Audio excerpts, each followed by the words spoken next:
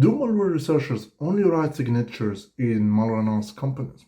I get this question from some people is that as malware researcher, what you do in your day-to-day life?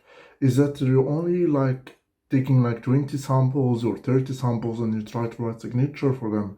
Or what you're actually doing inside a malware analysis company?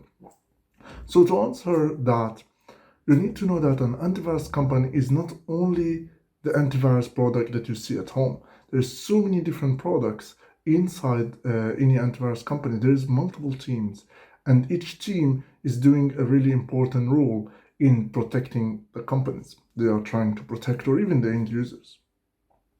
One team is writing signatures, one team is improving the heuristics, one team is actually doing post effects. So after there's an attack, how a company can actually contain this attack. So there is an instant response team in many of antivirus companies who comes as a private sector incident handling, and they come to a company after there is an attack, and they get to know how this attack happened, why it happened, what are the weaknesses inside this company that led to this attack, and they also help in containing this attack. So these are just some of the teams. There is also, and this is something I really want to talk about, because there is in every type of malware that appears in any company, it's not just, oh, it's just another malware, okay, we just scan, format this machine, or just separate it from the network. We also want to understand what's the attackers, who is behind this malware, what's his motivation, and what he's going for inside any company. It's not like he's attacking an end user.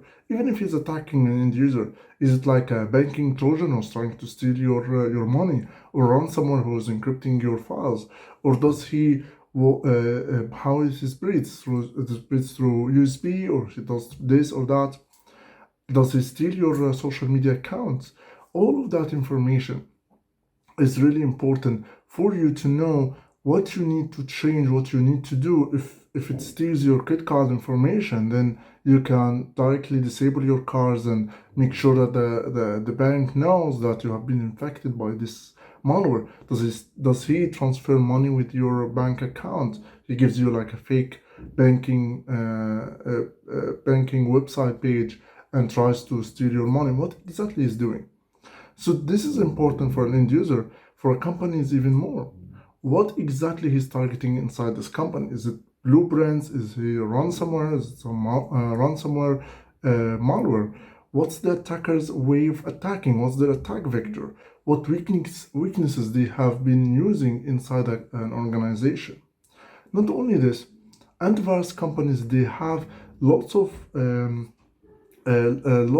lots of people, lots of companies who have their antivirus installed, and they participate in collaborating with so many companies in their sector to protect themselves.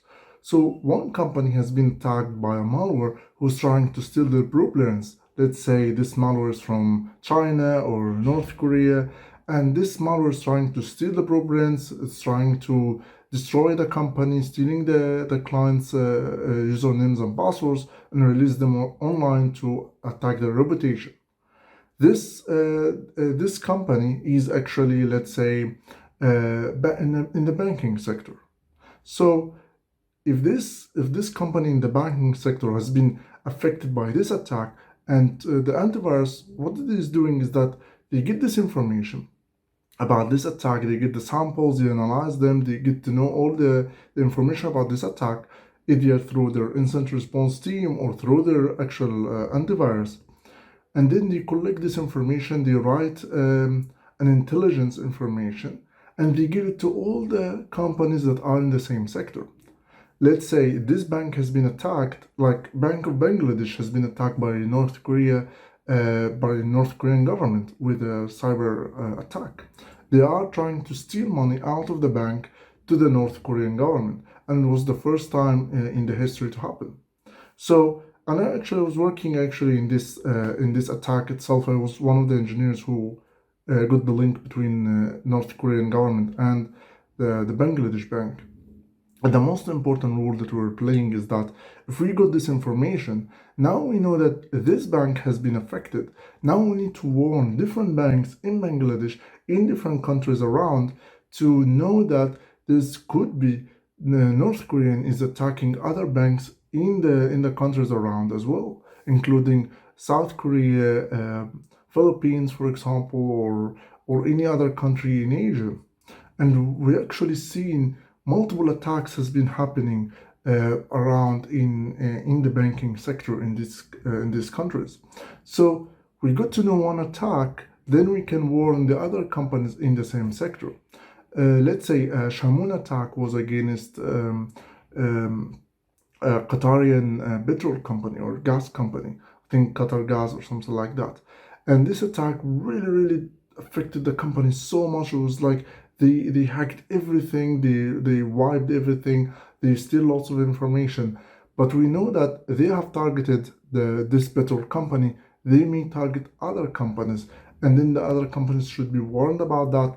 They should know what is their attack vector, what's the tools they have, what's their weapons, and how they can protect against it.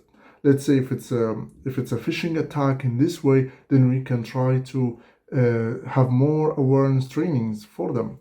So what's the antivirus rule is to collect all of this information, cooperate between different companies in that sector, and analyze the attack and get to know the attackers and analyze their types of attacks, their attack vector, their motivation, and everything, and provide this information to all the companies in the same sector. Also, it helps them to also the antivirus companies, they also try to understand which company and what's their level of security compared to all their competitors. Are they the weakest point or they are the strongest one in the whole sector? And they give this information sometimes to different companies. So an antivirus company, they have lots of different teams and lots of roles they play in helping companies to be more safe from malware or from attackers. And you as a malware researcher, depends on which job you will have, or depends on which team, you will have different rules than just writing a signature. We as threat researchers, I was working as a threat researcher, was providing threat intelligence information to different companies when I was working in Semantic. In this rule, you do analyze an attack. You also write signatures, maybe Yara signatures, but the main target is to understand the attackers, understand their motivation, and actually provide to different companies information about this attack, their attack vector, and how they spread through the network, and also all the indication of compromise. As an incident handler, you will be dealing with the after attack, what you should do to deal with this attack, to understand this attack, to understand how it actually happened, and to give them information if it spreads through network. So they have to isolate the network, not just one machine. If it steals the credentials, then they have to warn their users and so on. So we get to understand this attack and help them in containing it. At the same time, we also provide this information to them so they can know their weaknesses and they can protect themselves for the next attack. So malware researcher, there's lots of different rules and different hats we wear and we work in when working as a malware researchers. I worked as an incident handler, I worked as a threat researcher, and it's completely different rules and completely different things.